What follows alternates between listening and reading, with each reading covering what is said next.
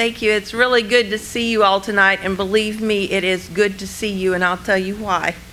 I had cataract surgery yesterday morning. I didn't know you all were so beautiful and handsome. Yeah. Well, oh, it is a treat. Let me tell you, it's a treat to see because I haven't been able to see for a long time. Yeah, I'll bet you do. I'm sorry. Well, I'll tell you what, there's a rumor about that I have written a book. And you know, it's no rumor. I have written a book called Fractured Fiction and Other Far-Fetched Fables. I have. And I would like to thank Madge Gresley for doing the beautiful cover for me. And my editor is here as well this evening, Mary Nancy Smith. Would you recognize yourself? Yes, ma'am.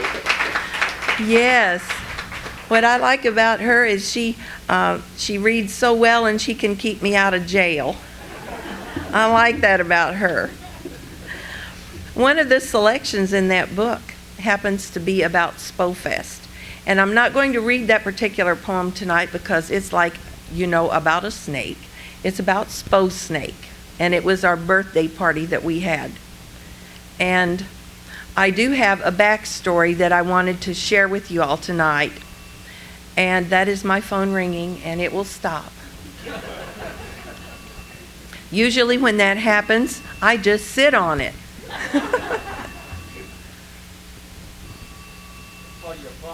It is.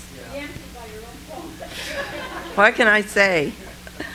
Well, I would like to read this backstory for you because it is a tribute to someone in this room that's real special to me, and that is James.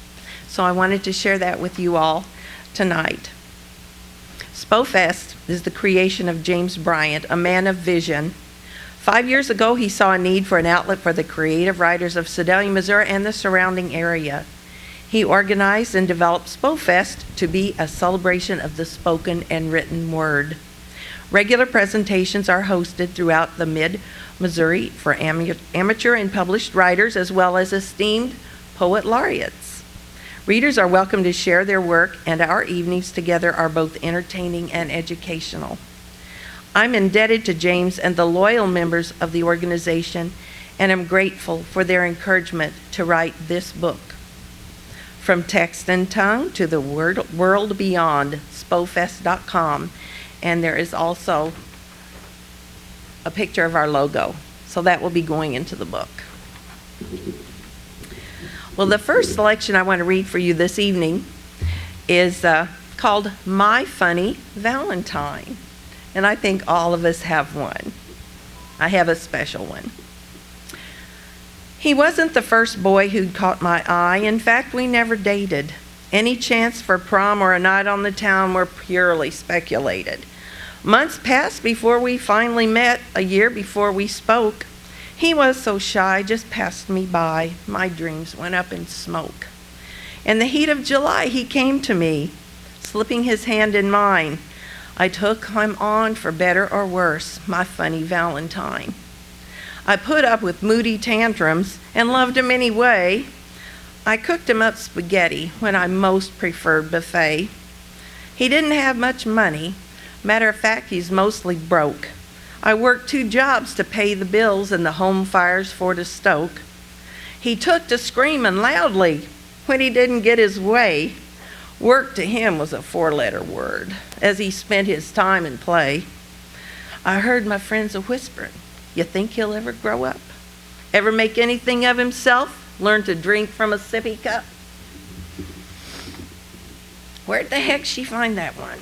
From where? These parts around here? Nobody knew the answer, so to them I made it clear. I rose up tall before them and looked them in their eyes. You're looking at the winner. I'm the gal that got her prize. You all ask about this guy? I've heard the things you said. Well, I'll tell you the truth. The way it was, I found him in my bed. He had no neck, a stocky fellow, had no teeth and little hair, had eyes of blues that'd pierce your soul. His face was smiling and his bottom bare. He had a charm about him that was not to be denied. I'd become his mother, but I'd never be his bride. I reached for his small fingers and he wrapped them tight round mine. I love this boy, my baby Josh, my funny Valentine. So many times I've told him as the passing years unfurl, when others may forsake you, Josh, I'll still be your best girl.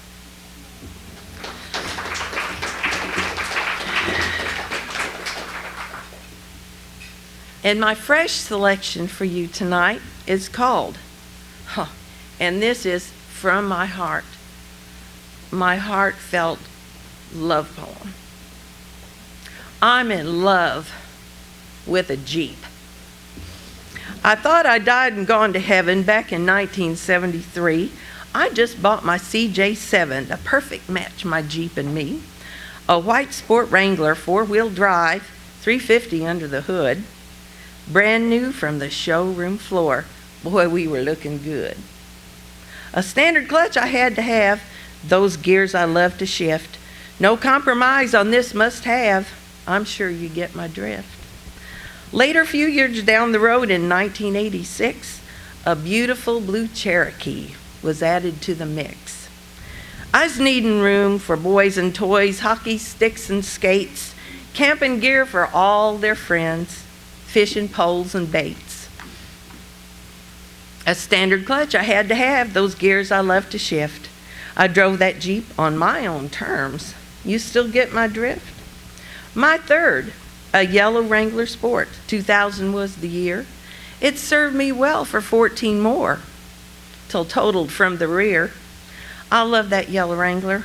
I wish I had it back. We were close, that Jeep and me. I miss my kayak rack. A standard clutch I had to have, those gears I love to shift. We all know Jeeps are for girls. I'm sure you get my drift. Most recently, I've come to own a 4-door Wrangler Jewel. It's lobster red, a 6-speed, and doesn't use much fuel. Lots of space between the seat. It's better than a van. I throw small parcels in the back. That's right.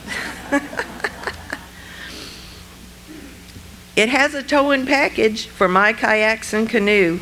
It has features never dreamed of, at least those I never knew. The one most interesting not found in my Jeeps that were older are the maybe useful, maybe not. Side seat, light up, cup holders. I'd rather had some running boards, a hardtop, or a winch, but I won't be spilling soft drinks in the darkness, that's a cinch. So as you see, my love affair with Jeep spans 40 years. I'm still driving a standard clutch. Oh, did I make that clear? A standard clutch I still must have. There ain't no cause for drama. I've always been, and yes shall be, a proud gear jamming mama.